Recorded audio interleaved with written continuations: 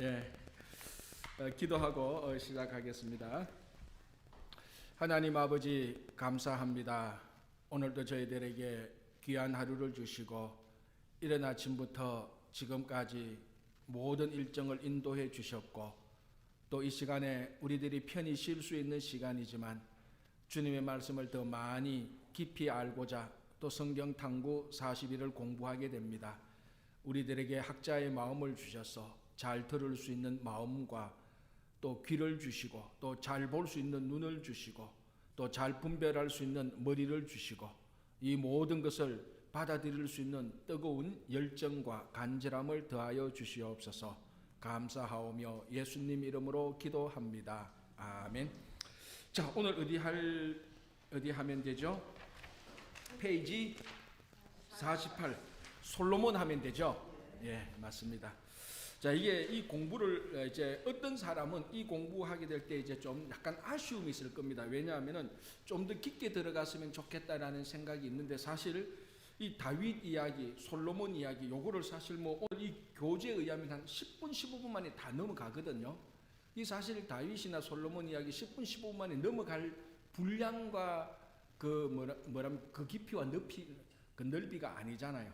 그런데 이 책의 목적을 이제 이해하셔야 됩니다. 이 책의 목적은 깊이라기보다는 이 성경 전체를 개간으로 쭉 훑어가는 데 목적이 있기 때문에 이걸 어느 정도 아시는 분은 다윗 이야기, 솔로몬 이제 계속해서 열왕기에 나오는 이야기들 이런 것들은 좀 더 깊이 들어갔으면 좋겠다라는 생각이 들지만 이 책에서는 그냥 앞에 아브라함, 야곱처럼 이렇게 큰 묶음으로 넘어갑니다. 그래서 좀 약간 저도 볼 때 약간 그런 깊이가 없이 얕게 넘어간다는 좀 아쉬움은 있지만 이 책의 목적이 그렇습니다. 그러니까 이건 이제 여러분 이해하셔야 됩니다. 이 책의 목적이 그러니까.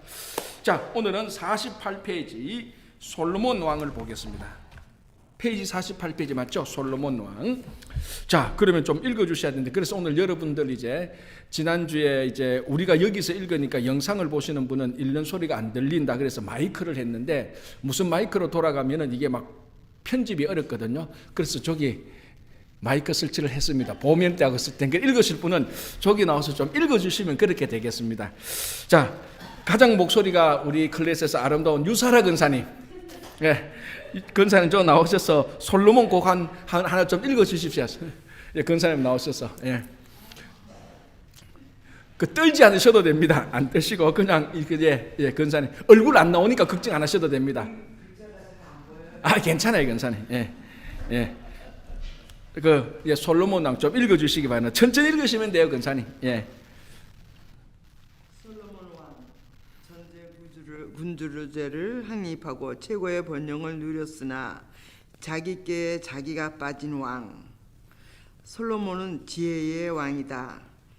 이때의 지혜는 백성을 잘 다스리고 재판하기 위해 그가 하나님께 간구한 것이요 그래서 하나님으로부터 받은 지혜이다. 그의 통치하에서 나라는 부강해지고 국제무역으로 엄청난 부를 쌓게 되었다. 그는 아버지 다윗의 뜻을 받들어 성전을 지었는데 이때부터 예루살렘은 명실공히 이스라엘의 영적 중심지가 되었다.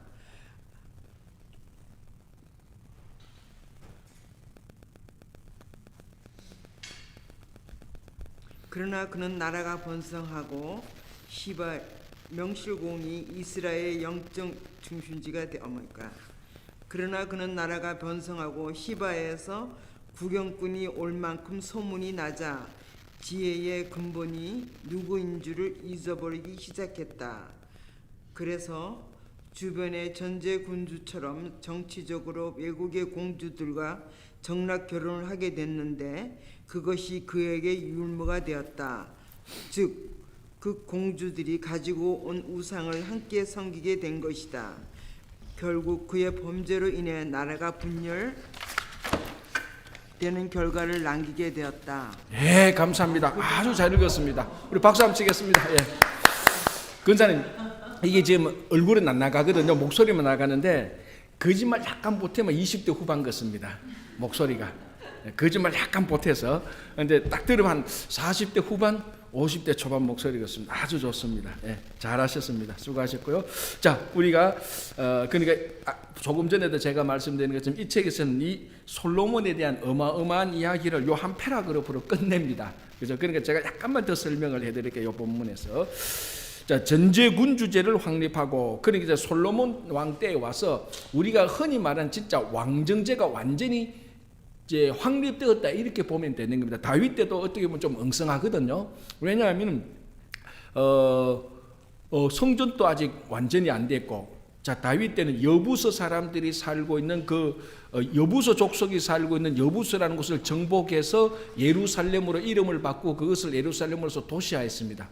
그러니까 나라는 계속해서 번성되고 있지만 나라가 완전히 어떤 틀을 딱 갖추기에는 아직까지 좀 어설픈 구석이 있어요. 나라는 굉장히 번성하고 있지만. 그러나 솔로몬 때에 와서는, 이 솔로몬 왕 때에 와서는 진짜 우리가 흔히 말하는 진짜 왕정 체제로서 딱 그 군주제를 전제 군주제를 딱 확립했다, 이제 이렇게 그려보는데, 이 솔로몬만큼이나 이거 그러니까 장점과 단점, 이것이 극명하게 보이는 왕도 사실은 많지 않아요.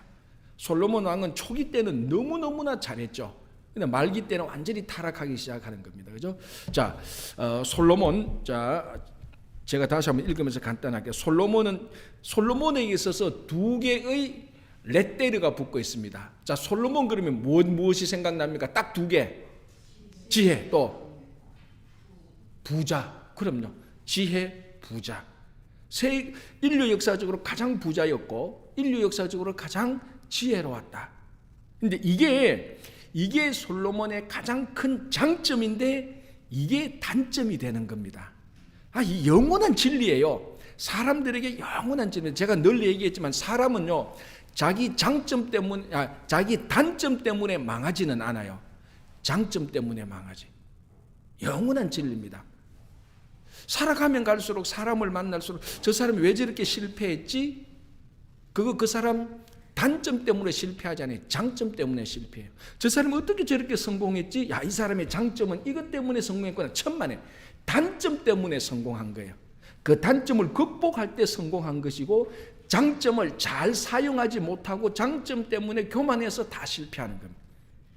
그래서 이 솔로몬을 보면 참 우리도 생각할 게 많은 게, 내가 가지고 있는, 그러니까 이 단점을, 우리는 이 단점 때문에 인생을 좌절하거나 낙담할 필요가 없어요. 이 단점이 나를 살리는 거예요.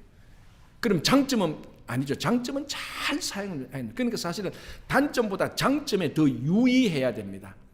이게 내 장점이고 이게 참 조심해야 된다.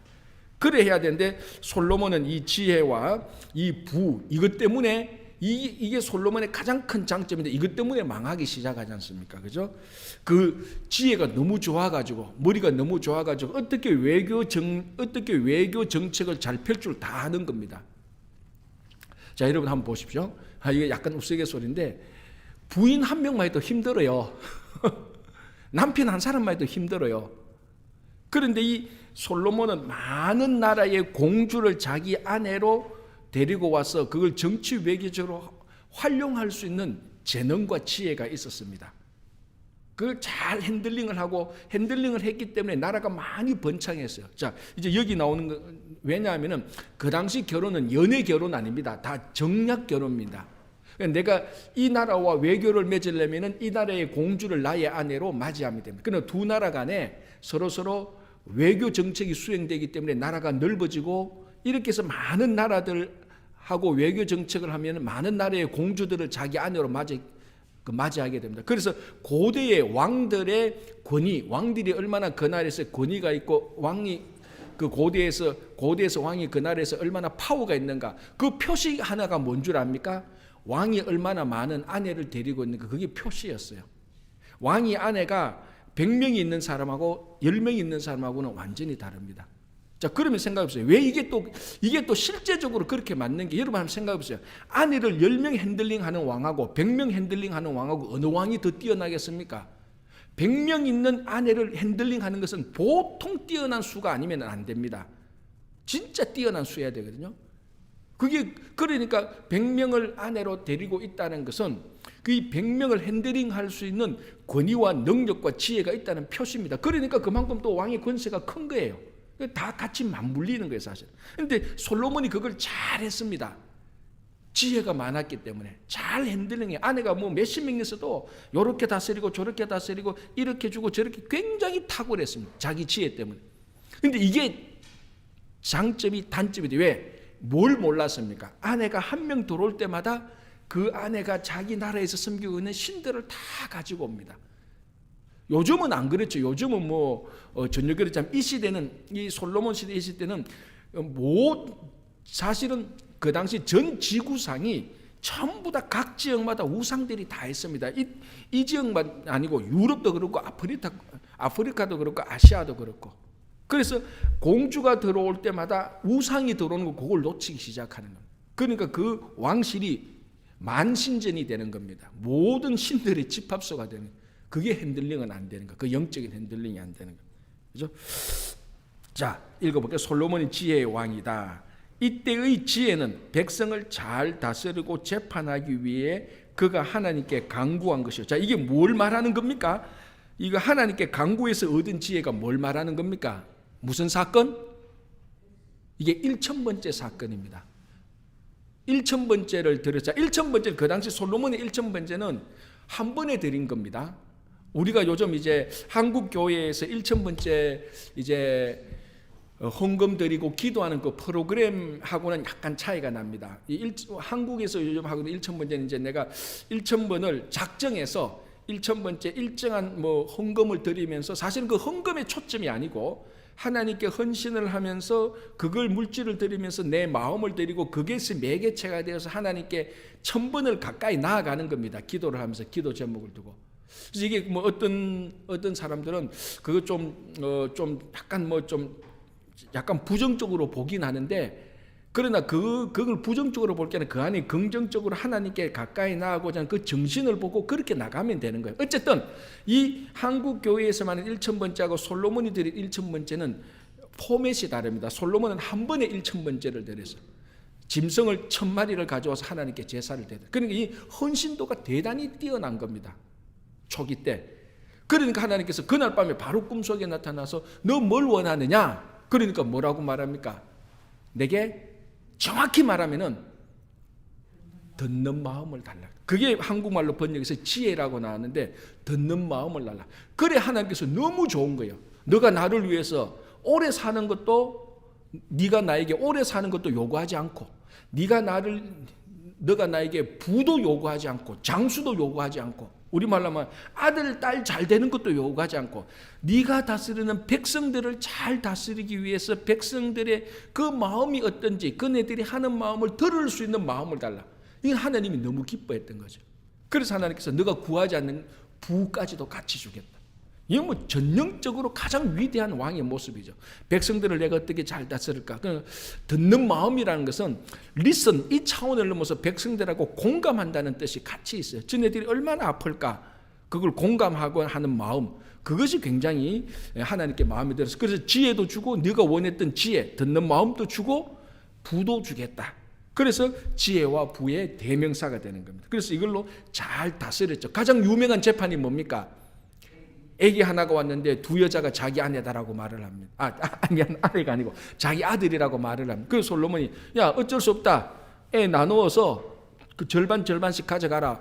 그러니까 진짜 어머니는 차라리 이 아이가 남의 다른 여인의 아들이 되는 것이 좋지, 절반씩 나누면 죽으니까 진짜 이제 어머니는 이 아이를 살리고 저 여인의 아들이니까 저 여인에게 주라 말하고, 가짜 어머니는 그 모정이 없으니까 좋습니다. 절반씩 나눠서 가지고 가자. 그런 그 가장 인류 역사적으로 뛰어난 명재판, 바로 그것을 솔로몬이 하게 된 그런 지혜의 왕이 되는 것입니다. 그렇죠? 자, 제가 또 읽음성에 솔로몬의 지혜의 왕이다. 이때 지혜는 백성을 잘 다스리고 재판하기 위해 그가 하나님께 간구한 것이, 그래서 하나님으로부터 받은 지혜다.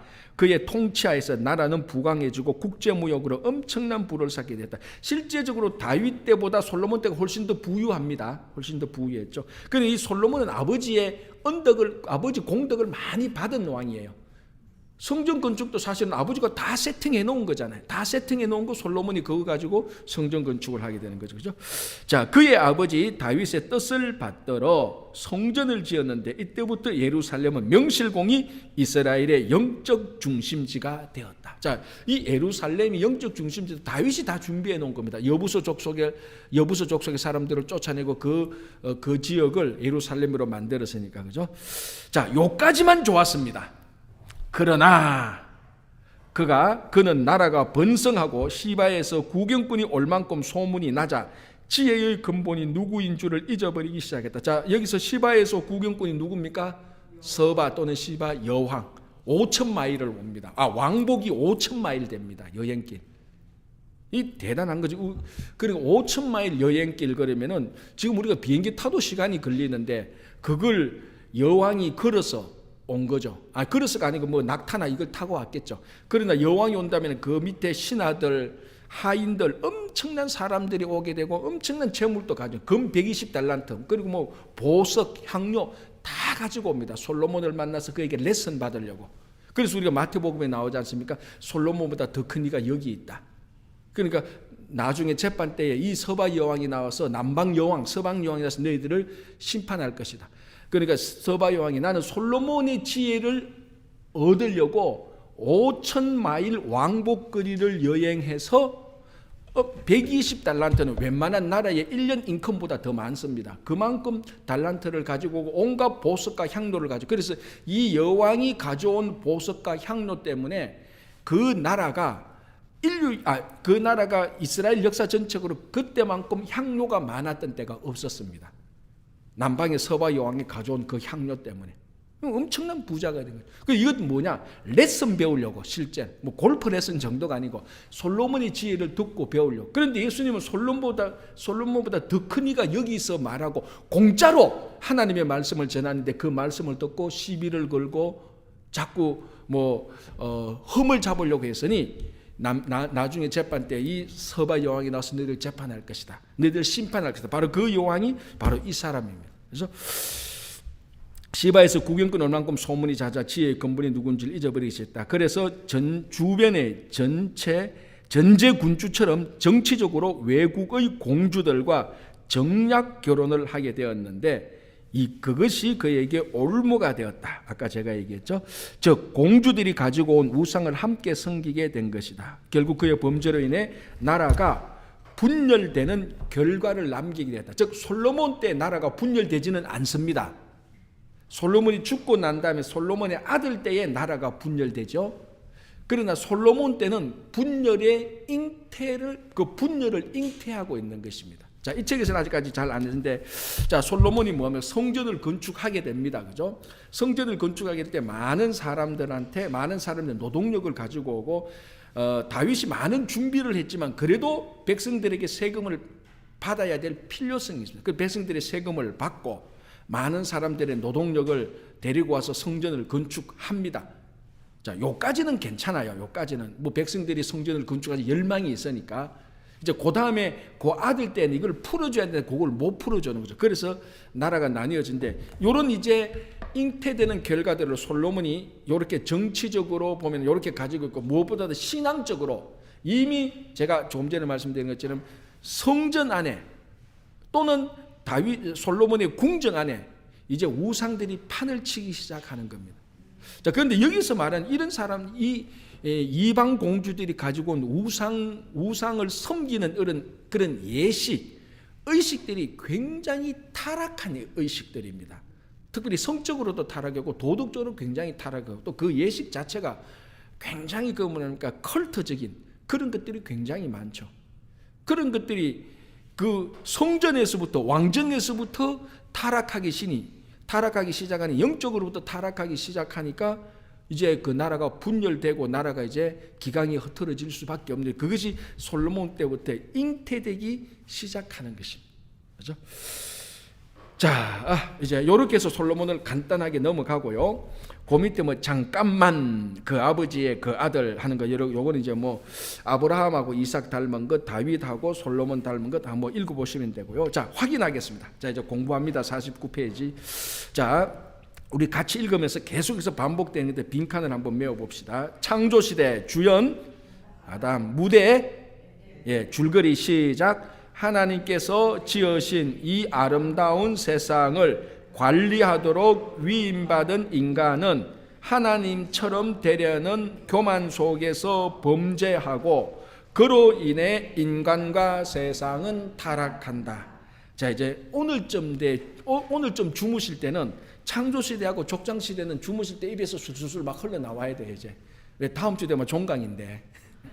자, 족장시대. 자 주연 아브라함 플러스 이삭, 야곱, 요셉까지 우리는 보자고 그랬죠. 무대 가나안. 자, 시작. 큰 민족을 이루어 복의 근원이 되게 하시겠다는 하나님의 약속을 믿고 믿음의 조상들은 역경을 헤치며 살아간다.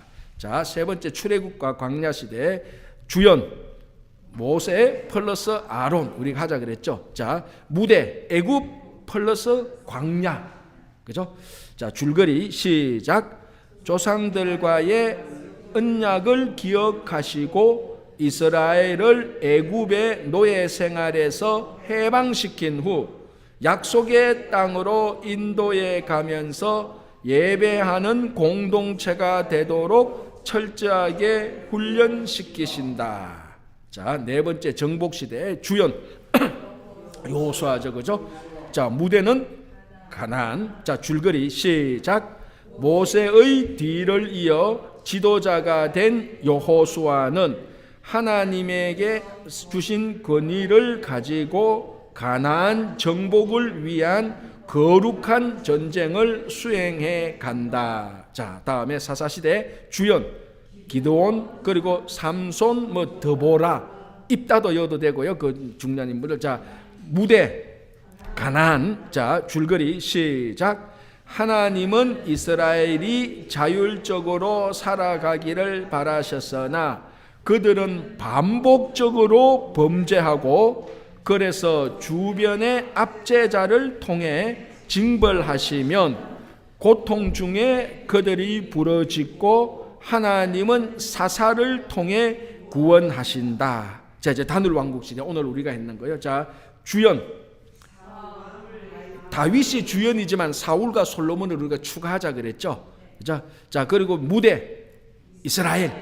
자, 읽어보겠습니다. 자, 줄거리 시작. 하나님의 마지못한 허락하에 주변 국가처럼 이스라엘도 왕정 체제로 넘어갔는데 하나님의 마음에 합한 왕 다윗에 의해 국가가 번성하나 솔로몬의 우상 숭배로 분열의 위기에 봉착한다. 자, 그죠?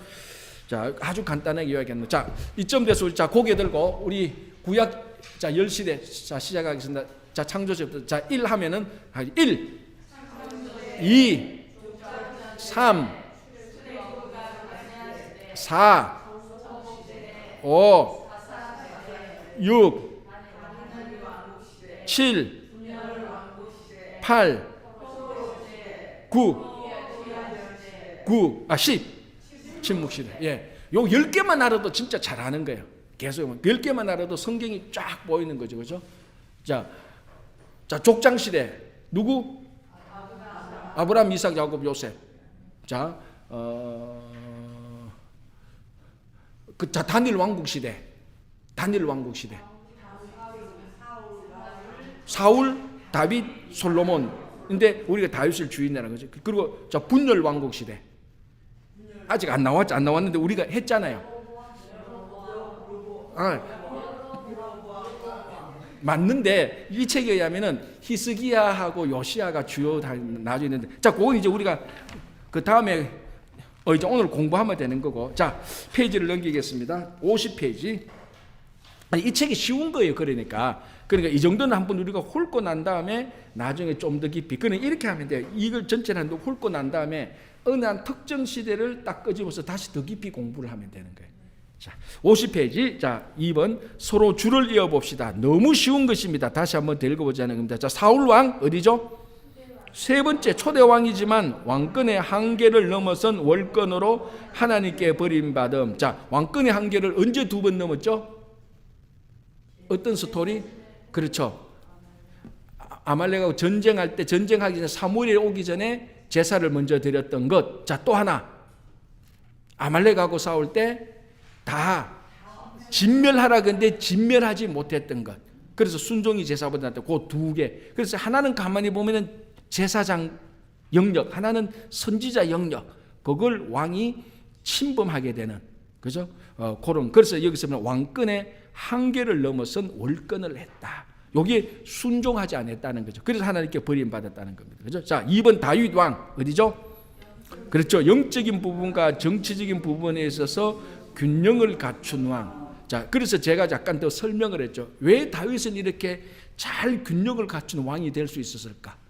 제가 말하는 것처럼 사울, 다윗, 솔로몬과 비교해서 다윗의 제가 좀 강조했던 특징은 뭡니까? 예? 다윗은 훈련받았다는 거죠. 사울도 훈련 없이 왕이 됐고요. 솔로몬도 훈련 없이 왕이 됐고, 이제 우리가 요 분열시에 되면 가장 훈련 없이 왕이 되어서 거기 자기의 단점을 명백하게 보이는 왕이 르호보암 왕입니다. 솔로몬 왕 밑에서. 그래서 완전 온실 속의 화초처럼. 근데 다윗만 왕이 되기 전에 엄청난 훈련을 받았죠. 엄청난 고난을 받고. 그래서 우리가 받는 고난 이런 것이 사실은 결코 나쁜 게 아니라는 겁니다. 그렇죠? 자, 2번 다윗 왕. 자, 그래서 그런 고난을 통한 훈련을 통해서 영적으로 정치적으로 굉장히 균형을 갖출 수 있다는. 자, 여러분 왕이 된다는 것은요. 왕이 된다는 것은 정치만 잘한다고 왕이 되는 건 아닙니다. 물론 세상의 왕은 그래야 돼요. 그러나 또 왕이 된다고 해서 영적인 것만 뛰어나면 안 되는 거예요. 영적인 것과 정치적인 것이 밸런스를 잡아야 됩니다. 나는 영적인 사람이니까 아무것도 안 해. 나는 기도만 할 거야. 그거는 수사지. 그거는 수도원에 들어가는 수사지. 왕은 아니에요. 왕은 현실 속에 있는 겁니다. 현실 속에 있기 때문에 현실을 보고 현실 속에 들어가고 현실 속에 정치를 해야 되는 거예요. 그러나 현실 속에 있지만 이건 하나님이 세우신 왕이기 때문에 영적인 것과 같이 맞물려서 돌아가야 돼요. 그러니까 이 영적인 것과 정치적인 것이 잘 균형을 맞추는. 자, 이게 다윗 왕 이야기입니까? 성도의 이야기가 똑같잖아. 성도가 일상적인 삶하고 우리 흔히 말하는 영적인 삶하고 이게 균형을 맞추어야 됩니다. 그렇잖아요. 우리가 일상적인 우리가 성도라고 해서 난 영적인 것만 해. 나는 기도만 할래. 집에 가서 살림도 안 살고 가장 막말로 살림도 안 살고 애도 안 돌보고 그거는 좋은 부모가 아니죠. 애들 잘 돌보고 살림도 잘 살아야 돼요. 그럼에도 불구하고 일반적인 사람이 아니니까 우리는 또 영적인 부분에 그러니까 이 일상과 영적인 삶이 잘 균형을 갖춰야 돼요. 이게 뭐냐? 다윗에게 있어서는 잘 훈련된 사람이라는 거예요. 그러나 이게 아무리 잘 돼도 완벽하지는 않습니다. 그리고 우리는 죽을 때까지 이 둘 사이에서 균형을 잡다가 삐걱삐걱 하다가 그렇게 해서 계속해서 성숙해 나가는 게 우리 삶이에요. 그렇죠? 자, 3. 지도의 다음 장소의 위치를 표현해 봅시다. 너무 쉬운 거죠. 그냥 A에 글 쓰면 돼요. 그래 답을 다는 게 목적이 아니고 어디에 뭐 있는가를 봐야 됩니다. 자, A 블레셋. 자, 어디 있는가 알죠? 지중해 해안가에 있죠. 지중해 해안가에 있는데 사해 서쪽. 그죠? 사해 서쪽에 그러니까 사해하고 지중해에 있는데 지중해 쪽에 있는 그 지역을 블레셋 지역입니다. 여기에 5개 도시가 있어요. 요 5개 도시가 그러니까 이 블레셋은 그 국가 도시 미안합니다. 도시 국가입니다. 5개 도시가 하나의 국가를 이루는 그 국가가 요 A라는 데서 요 지역에 5개 그 도시가 있습니다. 뭐 가사, 가드, 아스글론, 에글론, 가사, 가드, 에글론, 아스글론, 아시다는 제가 적어 왔어야 되는데 하여튼 그래도 4개나 맞췄잖아요. 잘 맞췄잖아요. 자, 이거는 요 5개 국가가 이제 도시국가인데 블레셋 고요. 자, 그 밑에 B 아래쪽으로 애굽이죠. 이거는 뭐 자, 이제 CDE가 우리가 많이 모르는 지역입니다. 요단강 동쪽 지역인데요. 요거를 알아놓는 것도 참 중요해요. 자, C 사해 가장 남쪽. 그러니까 요단강 동쪽에서 가장 남쪽에 있는 것은 에돔. 그리고 모압, 암몬으로 보면 됩니다. 그런데 암몬이 요단강의 중간 정도, 암몬은 요단강하고 사이에 입구 정도, 그 에리아로 보면 되는 겁니다. 에돔, 모압, 암몬, 요거는 다 이제 요단강 동쪽에 있는데, 자, 이 모압에서 가장 유명한 여인이 하나 있죠. 우리가 아는 가장 유명한 모압 여인, 룻. 예, 룻, 그죠? 예. 자, 여기서 에돔인데 이 에돔의 원조가 누구였죠? 에서, 야곱의 형 에서, 그이 에돔 이쪽이었죠, 그죠? 그리고 요의 암몬의 원조는 어디에 나오죠? 딸, 누구 딸? 롯의 딸. 그래서 자기 아버지와의 관계에서 나타난 암몬. 그러니까 다 요쪽에 있는 요단강 동쪽에 나타난 요 사람들입니다. 그죠? 자, 이제 분열 왕국 시대 보겠습니다. 51페이지 마지막에 줄거리 요약을 보겠습니다. 줄거리 요약. 요 위에 건 읽어 보시고요. 자, 우리 같이 한번 읽어 보겠습니다. 줄거리 요약 시작. 북왕국은 줄기차게 멸망의 길로 가고 남왕국은 갈팡질팡하며 멸망을 향해 갔다. 자, 이 말은 북왕국의 왕이 몇 명 나타나죠? 북왕국에 19명이 나타나는데 전부 다 19명이 전부 다 실패한 왕입니다. 그런데 남왕국은 좁게 보면 2명, 히스기야와 요시야 왕이 합격하고 넓게 보면은 8명까지 합격점으로 볼 수 있습니다. 물론 나머지 히스기야와 요시야 뺀 나머지 왕들은 대체로 다 처음에는 잘했다가 마지막에는 다 잘못하게 되는 사람들이에요. 그러니까 초장에는 잘 나갔다 다 교만하는 걸로 무너지는 왕들의 이야기가 많이 나옵니다. 그렇죠? 자, 이제 페이지를 넘겨서 내용 전개 한번 보겠습니다. 우리가 내용 전개. 자, 분열 왕국 시대는 다음 3가지로 나누어서 공부할 수 있다. 1. 왕국 분열의 이유. 자, 왜 남과 북으로 나누어지냐? 그거 중요하고, 이제 하나는 북이스라엘과 남유다, 이제 이렇게 나누는 거죠. 자, 왕국 분열의 이유 한번 읽어주신대. 최하영 집사님 한번 읽어주실래요? 아니, 저 마이크에 오셔야 됩니다. 마이크 오셔야 됩니다. 우리 영상을 보시는 분들을 위해서. 예. 솔로몬의 범죄와 여러 가지 상황에 의해 분열. 열왕기상 11장에서 14장. 왕국이 분열한 이유는 여러 가지이다. 지파 공동체의 문제점이 드러남. 애굽의 바로, 시사기 이스라엘, 특히 중개부역을 독점하고 있는 솔로몬의 왕국을 약화시키기 위하여 정치적 공작을 펴. 솔로몬의 아들 르호보암의 정치적인 미숙함. 그러나 역시 이 모든 형상적인 이유의 저변에는 역사를 운행하시는 하나님의 섭리가 계셨고 결국 하나님이 분열시킨 것이다. 왜? 솔로몬의 범죄 때문에 그나마 왕국이 망하지 않고 분열만 된 것은 다윗과 맺으신 언약 때문이었다. 예, 감사합니다. 예. 확실히 읽는 속도가 빠릅니다. 스피디합니다. 예. 자, 왕국 분열의 이유. 자, 첫 번째, 왜 나누어졌는가, 이걸 이제 봐야 되는데요. 솔로몬의 범죄와 여러 가지 상황에 의하여서 분열되었다. 우리 앞에서도 말했지만 어쩌면 이 분열의 이유가 솔로몬 안에서 잉태되어져 있었습니다. 솔로몬 때는 분열되지 않았지만요. 자, 그리고 여러 가지 상황인데, 자, 첫 번째, 왕국이 분열한 이유는 여러 가지다. 1. 지파 공동체의 문제점이 드러났다. 유다 지파 주도의 통치에 다른 지파가 반발했다. 자, 이렇게 되는데 여기에 이제 우리가 성경을 보면은 우리가 신앙적으로도 볼 수 있지만 어떤 정치적으로 이렇게 볼 때, 이스라엘을 볼 때 이 12지파가 이스라엘을 형성하잖아요.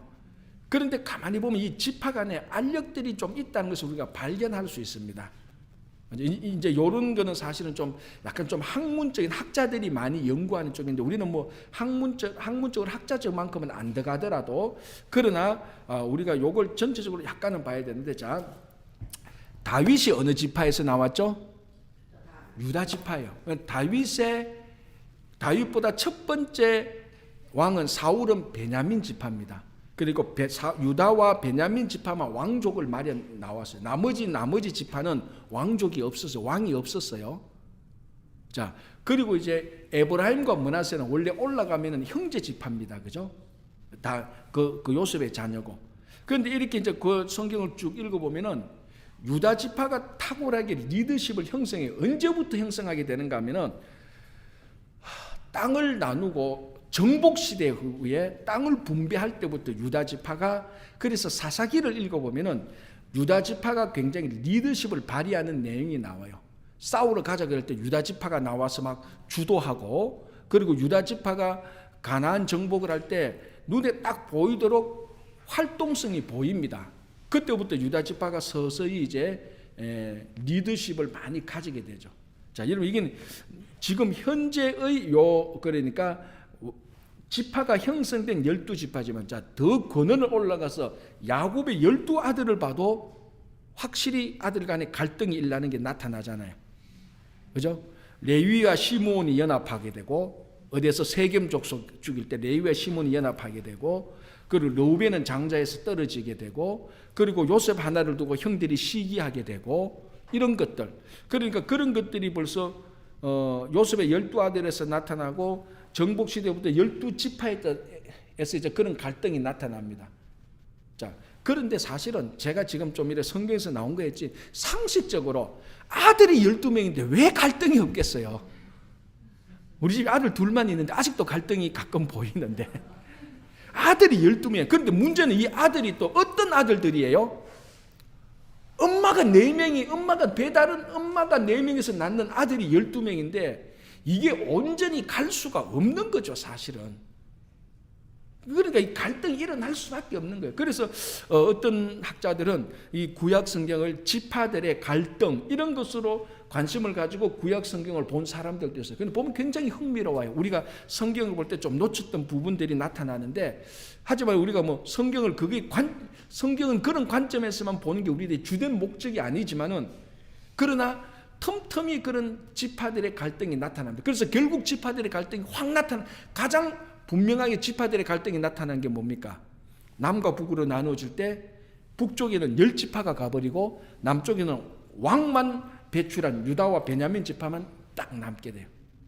그런데 하나님은 유다 지파가 포함된 남유다의 정통성을 인정합니다. 이거는 민주주의는 이러면 안 돼요. 민주주의는 10지파를 인정해야 돼요. 민주주의는 무조건 뭐라 그래도 민주주의는 뭡니까? 투표입니다. 투표수, 다수결.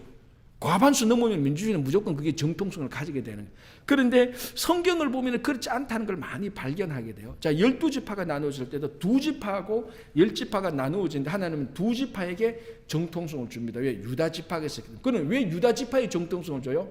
하나님께서 유다지파에게 유다지파를 줘서 다윗이 나고 다윗 자손을 통해서 메시아가 나올 것이라고 언약을 맺었기 때문에.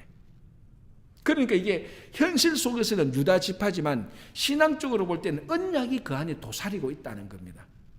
그래서 구약 성경을 보면은 민주주의에 의하여서 움직이고 있는 것이 아니고 하나님의 언약에 의하여서 움직이고 있는 것입니다. 그 하나님의 언약을 가지고 있는 지파가 유다 지파니 유다 지파에게 하나님께서 다윗의 남유다에게 인정을 해주는 거죠. 그런 차원에서 지파 간의 갈등이 막 계속해서 보이는 겁니다. 그죠? 자, 그래서 이 책에서도 지파 공동체의 문제점이 드러난다 이렇게 나오는 거죠. 자, 2번. 여기 참 재미있는 거 2번 갈로 2번 애굽의 바로 시삭. 자, 바로라는 말은 다시 말씀드리자면 애굽의 왕을 말하는 호칭이 바로입니다. 애굽의 왕은 다 바로예요. 근데 바로의 딸 이름이 따로따로 있는 거죠. 이건 애굽 왕의 바로 왕 시삭이 이스라엘 특히 중개 무역을 독점하고 있는 솔로몬의 왕국을 약화시키기 위하여서 정치적인 공작을 폈다. 이게 무슨 말인가 하면은 우리가 열왕기를 읽어보면은 그 에돔 사람 하닷이라는 사람이 있습니다. 이게 다윗이 에돔 남자들을 죽일 때 하닷이 에돔 사람인데 소년 때 살아남아요. 그래서 하닷이 애굽으로 피신 갑니다. 애굽에 피신 가서 이 사람은 원장 걸출한 인물이니까 애굽 왕 바로의 눈에 들어서 애굽 왕 바로의 그러니까 이 애굽 왕이 바로 시삭이에요. 시삭이 에돔 사람 하닷을 자기 처제하고 결혼을 시켜요. 그러니까 왕족이 된 거죠. 하닷이 에돔 사람이 어마어마하게 출세한 거죠. 이렇게 하다시 에돔에서 이제 권력을 가지고 있다가 저 가나안에 다윗이 죽고 요압 왕이 죽었다는 소식을 듣게 됩니다. 다윗과 요압 왕에 의해서 에돔 남자들이 다 거의 뭐 멸살당했으니까. 그러니까 이 에돔 왕 하닷이 애굽 왕 밑에서 하닷이 우리말하면 복수의 칼을 갈고 있었던 거예요. 그런데 다윗과 요압이 죽었다는 딱 소식을 듣고 애굽 왕에게 가서 왕이시여 제가 제 나라로 가겠습니다. 그래서 왕을 데리고 와서 솔로몬하고 대적하게 되는 겁니다. 솔로몬은 큰 위기를 맞이하게 되는 거죠. 자, 그런데 성경을 읽어보면은 에돔 왕 하닷을 불러일으킨 사람이 누군 줄 압니까? 사람이라기보다는 하나님께서 여호와께서 에돔 왕 하닷을 일으키사 그렇게 되어 있어요. 그러니까 정치적으로 보면 다 복수고 찢고 뽑고 싸우는 거지만은 우리 열왕기 역대기를 보면은 사건의 배후에 그게 불운한 사건이든 좋은 사건이든 겉으로 보면 불운하고 행운적인 사건인데 그 배후의 주권은 하나님이라는 것을 역사적인 사건을 통해서 명백히 보여줍니다. 그래서 솔로몬 때는 이게 얼마나 무시무시했겠습니까? 에돔 왕 시삭의 배후를 입고 하닷이 막 쳐들어오니까 복수를 받으려고 하는. 그런데 이게 가만히 보니까 하나님께서 솔로몬의 우상 숭배라는 범죄를 심판하기 위해서 불러일으킨 것입니다. 자, 그리고 르손이라는 사람이 또 나타납니다. 이 르손이라는 사람이 나타나서 하나님께서 또 그 르손이라는 사람은 간략하게 나옵니다. 여기 나오는데 르손이라는 사람을 불러일으켜서 또 솔로몬 왕을 치게 됩니다. 그리고 솔로몬이 정신이 없습니다. 지금 막 르손도 쳐들어오고 에돔 왕 하닷도 쳐들어오고. 그런데 이 르손을 일으킨 사람도 사람이 아니고 르손을 일으킨 것도 여호와 하나님이라고 합니다. 하나님께서 르손을 일으키사 솔로몬을 대적하게 하시고 이렇게 나오는 거예요. 그러니까 이게 이 책에서 말하는 것처럼 솔로몬 때 범죄한 것을 그 자식 때 이제 나오고 솔로몬이 위기를 당하게 되는 겁니다. 그런데 이런 공격을 받아도 솔로몬 때는 나라가 망하지 않습니다. 왜 망하지 않죠? 다윗 때문에 그런 거예요. 하나님께서 다윗 때문에 너 아들 때에는 살려주겠다고 약속을 했어요. 그러니까 이걸 참 보면요, 아버지 잘 만나야 돼요. 아버지 진짜 잘 만나야 돼요. 어떻게 보면 이 솔로몬은 아버지 잘 만나고 자기 누릴 거 다 누리고 심판도 안 받아. 심판은 또 자기 밑에 자식. 그러니까 이 솔로몬의 자식은 다윗을 아버지로 만나야 되는데 솔로몬을 아버지로 만나가지고 훈련도 못 받고 처음에는 잘 나가다가 결국 망하게 되는 그게 르호보암입니다. 그렇죠? 그래서 보십시오. 이제 애굽 왕 바로 시작해서 이렇게 막 이제 올 때 결국 이 모든 것이 합쳐서 르호보암 때 현실 속에서 그게 다 나타나는 겁니다. 그래서 갈로스 3번 솔로몬의 아들 르호보암의 정치적인 미숙함 때문에 나타난다. 그러니까 1번, 2번은 갈로 1번, 2번은 직접적인 원인은 아니라고 말할 수 있어요. 간접적인 원인이에요. 진짜 가장 직접적인 건 뭔가 하면은 르호보암이 너무 미숙한 거예요. 자, 르호보암이 왕이 되기 전에 여로보암이라는 사람이 있었습니다. 여로보암은 아주 뛰어난 인물인데 솔로몬의 눈에 싹 들었어요. 그래서 솔로몬이 그 공사하는 일을 모두 다 여로보암에게 다 맡겼어요. 여로보암이 탁월한데 여로보암이 기를 때 아히야라는 선지자가 나타나서 여로보암에게 예언을 합니다.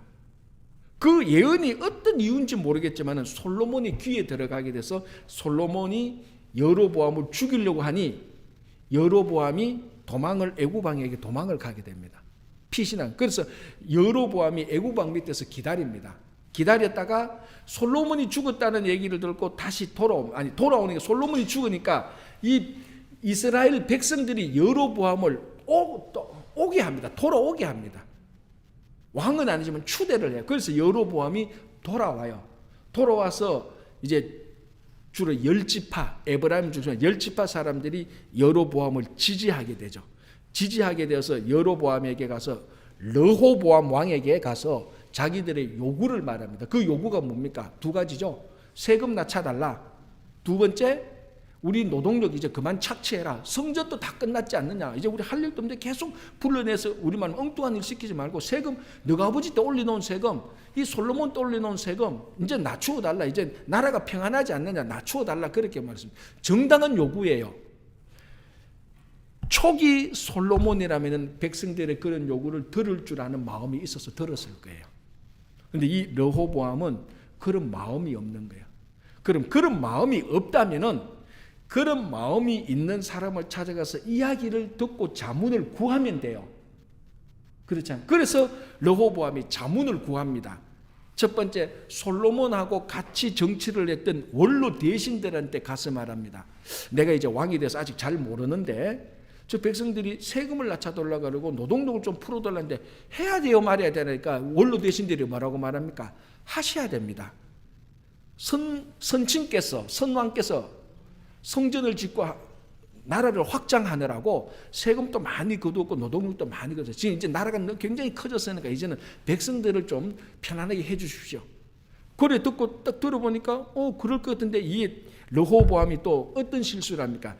자기하고 같이 자라났던 자기 또래 아이들한테 가서 말합니다. 야, 백성들이 여차여차해서 세금도 낮춰들고 노동도 풀어줬는데 어떻게 해야 돼? 그러니까 이 또래 애들이 뭐라고 말합니까? 너 그 얘기 들으면 안 돼. 이럴 때일수록 더 쪼아매야 돼. 더 세금을 거둬들여. 더 노동력을 쪼아매야 돼. 너 여기서 한 발자국 물러나가면 안 돼. 이 르호보암이 이 두 조언 가운데 어느 걸 들어야 될 줄 판단력이 부족한 겁니다. 왜? 미숙하니까. 그래서 누구 얘기를 듣습니까? 자기 또래 아이들 얘기를 듣고 백성들을 더 가혹하게 대하기 시작합니다. 그러니까 열지파 사람들이 여로보암을 왕으로 옹호해 가지고 나라를 나누어 버린 겁니다. 그래서 그러니까 이 결정적인 실수는 르호보암이에요. 너무 미숙하고 온실에서만 자랐고 판단은 그렇게 또 이걸 보면 그래요. 아버지도 잘 만나야 되지만 친구도 잘 만나야 돼요. 이 여로보암의 친구들이 전부 다 그나물의 그 밥이에요. 그래서 어떨 때는 친구들의 이야기를 들어야 되기도 하지만 어떨 때는 원로들의 얘기를 들어야 될 필요도 있어요. 또 어떨 때는 원로들의 얘기를 듣지만 또 친구들의 얘기를 들어야 될 필요가 있어요. 그러니까 지혜는 뭐라고요? 들을 수 있는 마음입니다. 아, 이게 들어보고 이게 이렇구나. 그거 들을 수 있는 마음인데 르호보암은 그게 없습니다. 그래서 굉장히 미숙한 그런 얘기가 나오는 것입니다. 자, 그러나 그 모든 배후에는 하나님이 있는 거죠. 그래서 하나님께서 솔로몬 때는 징벌을 하지 않고 솔로몬의 아들 르호보암 때 와서 나라를 나눕니다. 원래 다윗과의 언약이 없었다면 솔로몬 때 나라가 나뉘어졌을 거예요. 솔로몬 말기 때 우상을 섬기고 막 그럴 때. 그런 하나님께서 솔로몬의 아버지 다윗을 보아서 솔로몬 때는 징계를 하지 않겠다. 그래서 솔로몬 때 르호보암 때 징계를 하는데 여기에도 가만히 보면 하나님의 은혜가 있어요. 왜? 징벌을 하나 연기시켜 주잖아요. 그럼 그 연기된 그 기간 또는 연기된 사람이 잘하면 돼요. 그렇잖아요. 원래는 솔로몬 때 망해야 되는데 하나님께서 솔로몬 때 망하지 않고 한 세대를 건너서 그 아들 때에 망하려고 보고 이 아들이 잘하면 돼. 그러면 하나님께서 또 연기시키거나 하나님께서 캔슬하실 수가 있어. 그러니까 요 안에 하나님께서 다윗의 언약을 보고 솔로몬 때 징벌하지 않은 요 안에 솔로몬이 징계를 면했구나라는 그런 은혜도 있지만 더 큰 은혜는 뭡니까? 이 은혜를 그 아들 때도 면할 수가 있는 시간을 준 겁니다. 여지를 준 거예요. 무슨 말인지 알겠죠? 그럼 르호보암이 잘했더라면 또 심판은 넘어가는 겁니다. 그래서 제가 늘 말 지금 우리 때가 원래 심판받아야 되는데 심판의 여지를 남겨두고 있는 겁니다. 지금 우리가 잘하면 되는 거예요. 또. 그렇죠? 자, 그래서 보십시오. 다 읽어보고 그 밑에 그러나 역시 이 모든 현상적인 이유의 저변에는 역사를 운행하시는 하나님의 섭리가 계셨고 결국 하나님이 분열시킨 것이다. 자, 이것은 하나님이 분열시킨 것이다. 그래서 하나님이 책임을 지는 거 아닙니다. 하나님이 주권자로서 말한 것이죠. 하나님이 분열시키신 하나님이 책임지라 그런 차원에서 하나님이 분열시킨 것이 아니고 이스라엘의 죄, 정확히 말하면 솔로몬의 죄 때문에 하나님께서 그 죄를 물어서 분열시킨 것이지. 자, 예를 들자면 이거하고 똑같은 거죠. 학생이 숙제를 안 해가서 선생님한테 회초리 맞았습니다. 때린 것은 선생님이 때렸어요. 학생이 숙제를 안 해 맞았어요. 결국 따지자면은 선생 네가 때렸잖아. 선생 잘못이요. 이게 선생 잘못이에요. 다 숙제를 하는 학생 잘못이에요. 숙제를 하는 학생 잘못이란 말이죠. 그게 똑같습니다. 솔로몬과 이스라엘의 범죄 때문에 하나님께서 분열시킨 것을 하나님이 분열시켰으니까 하나님이 책임지시오. 그런 차원이 아니라는 겁니다. 숙제를 안 한 학생들의 해초리를 때렸다고 해서 선생이 때렸으니까 선생이 책임지시오. 그게 아니고 숙제를 하는 학생들의 잘못이죠. 그거하고 똑같은 것입니다.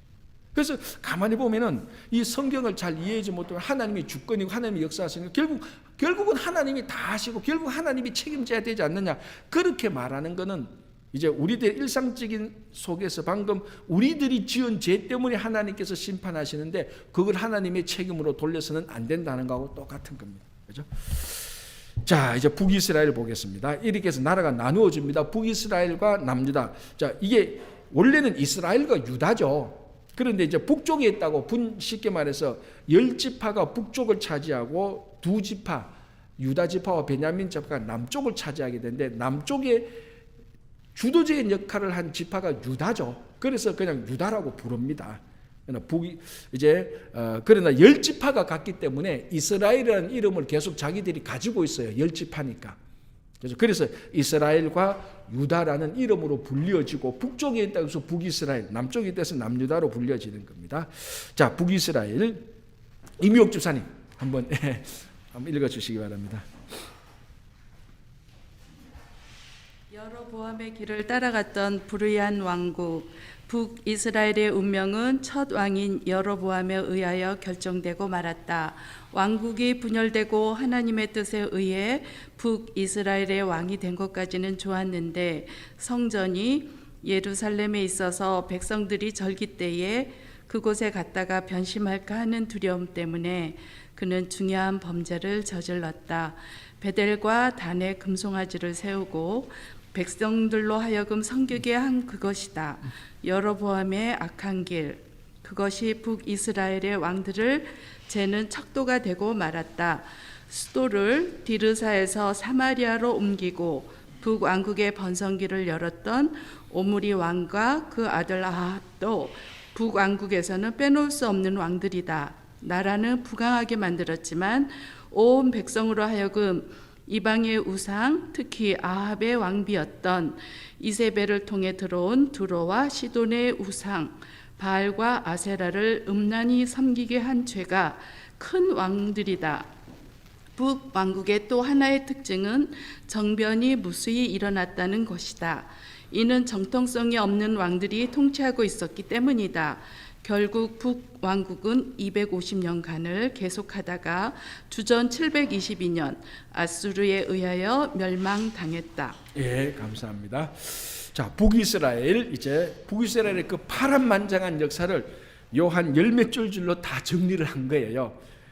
그래 좀 아쉽지만은 그래도 우리가 지금 전체를 보기 때문에 또 보겠습니다.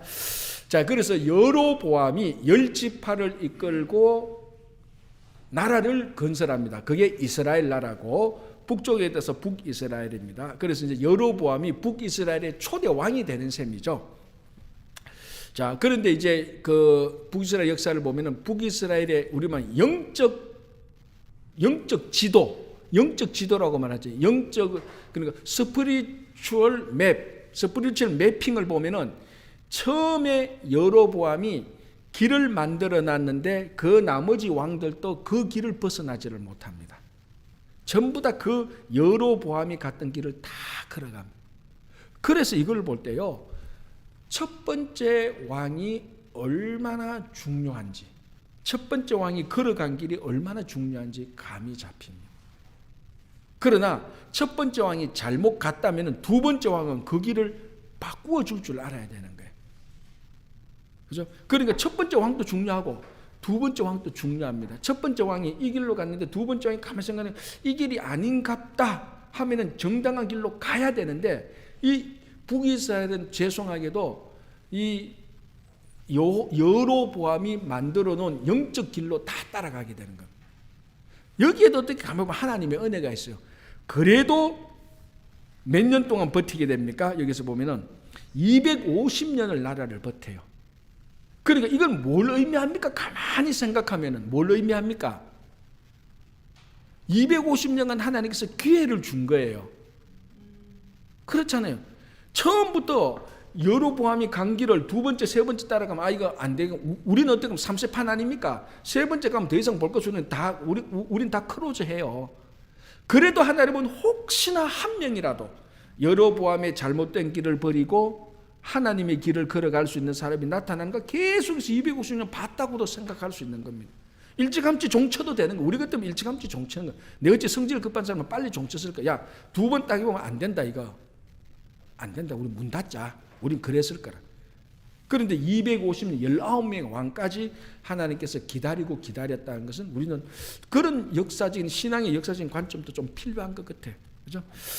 자, 북이스라엘의 운명은 첫 왕인 여로보암에 의하여 결정되고 말았다.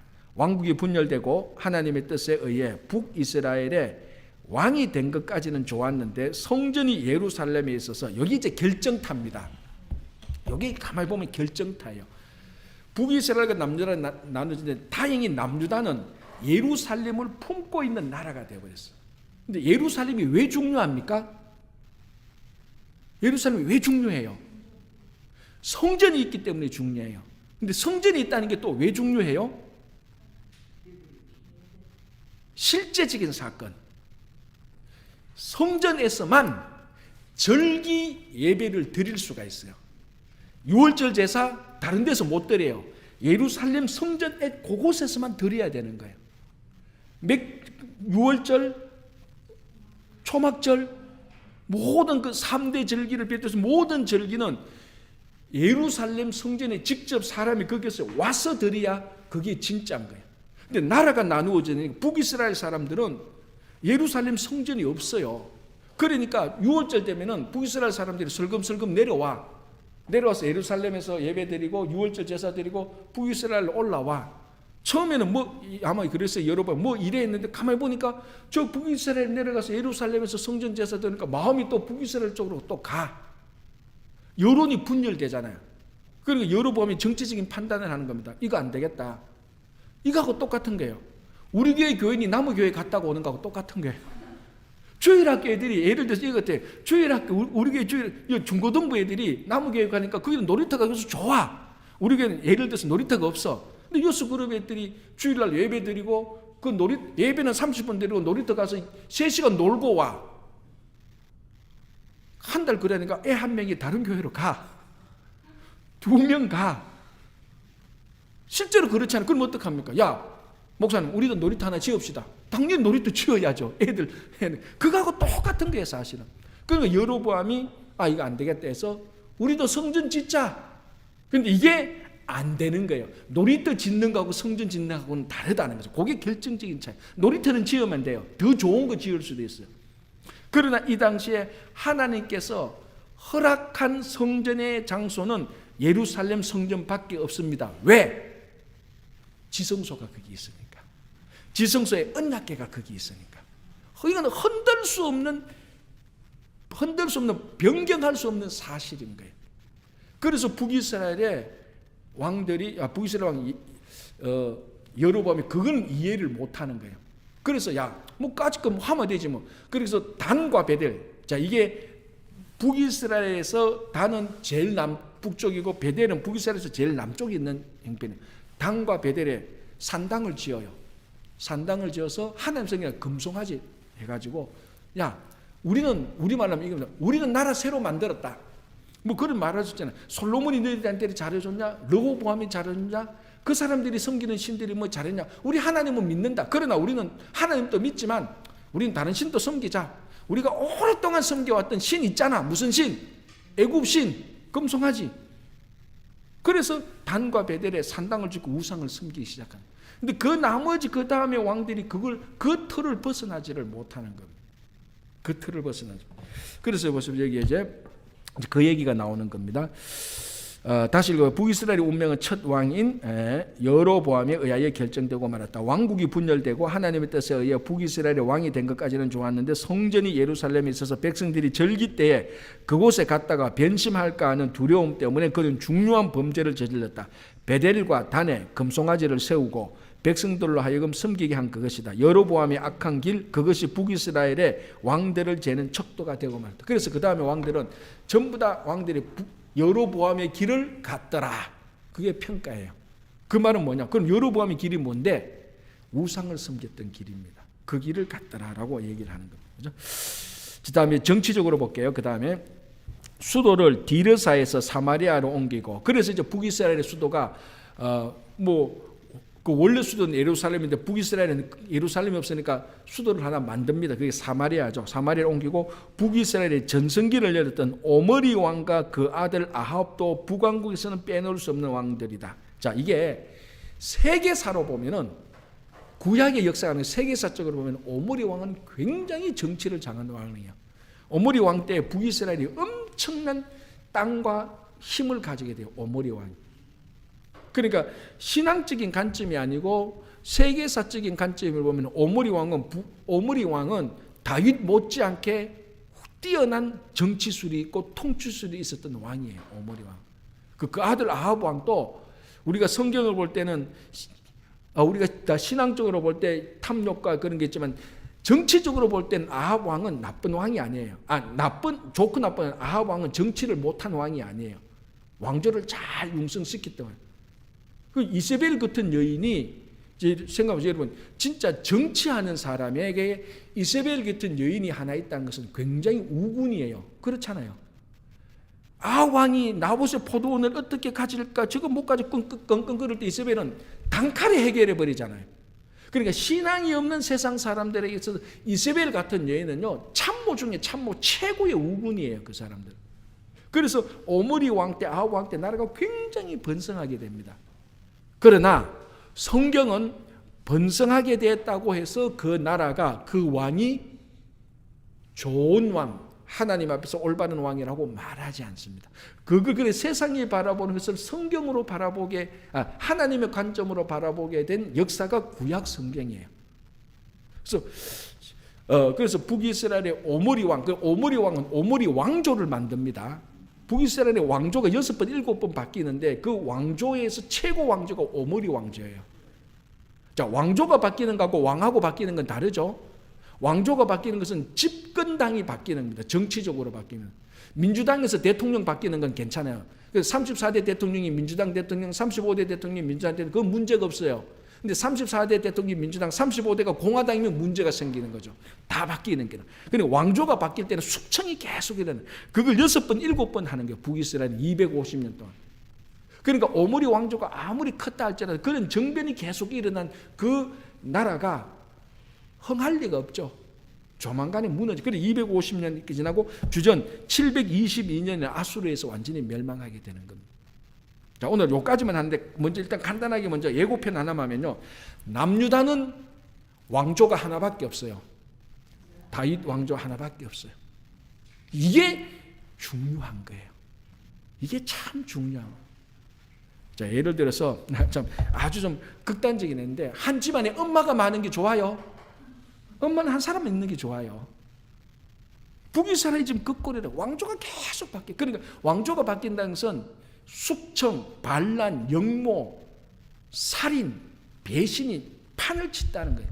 왕조가 하나였다는 것은 문제는 있었지만 그래도 그 왕이 계속해서 이어졌다는 왕조가 하나. 그게 북이스라엘과 남유다를 볼 때, 정치적으로 볼 때 가장 결정적인 중요한 차이점입니다. 이게 왕조가 하나일 수밖에 없었던 것이 다윗 왕의 길을 걸어가는 왕들이 계속해서 있었고, 이게 하나님께서 정하신 정통성 있는 왕이었기 때문에 그렇습니다. 자, 그래서 다음 주에는 남유다를 우리가 살펴보도록 하는데요. 다음 주에 일단은 종강을 하겠습니다. 최영 지사님 죄송하십니다. 오시자마자 종강을 해서 죄송합니다. 종강을 하고 원래 가을 학기는 좀 짧아요. 얼마 안 되는 거. 봄 학기는 2월 중순부터 한 3, 4, 5, 6, 한 4개월 정도 할 수 있으니까 봄 학기 때는 이 책을 아마 다 끝낼 수 있을 것 같아요. 그래서 다음 주에 이걸 우리가 끝내는 걸로 하고 일단 전체 흐름으로 마치도록 하겠습니다. 제가 기도할게요. 하나님 감사합니다. 우리가 성경을 더 많이 더 깊이 더 정확히 알기 위해서 성경 탐구 40일을 공부합니다. 아버지 이런 성경 탐구 40일을 통해서 하나님께서 역사하셨던 그 이스라엘 신약 구약과 신약의 역사를 우리가 알게 되므로 하나님의 말씀을 더 많이 알아서 더 우리가 말씀에 깊이 있는 성도가 되어서 말씀에만 깊이가 있는 것이 아니고 우리 실천에서도 잘 실천하는 그런 성도들이 될 수 있도록 주님 도와주시옵소서. 돌아가는 발걸음도 지켜주시고 오늘 밤에도 편안한 잠자리 주시옵소서. 예수님 이름으로 기도합니다. 아멘.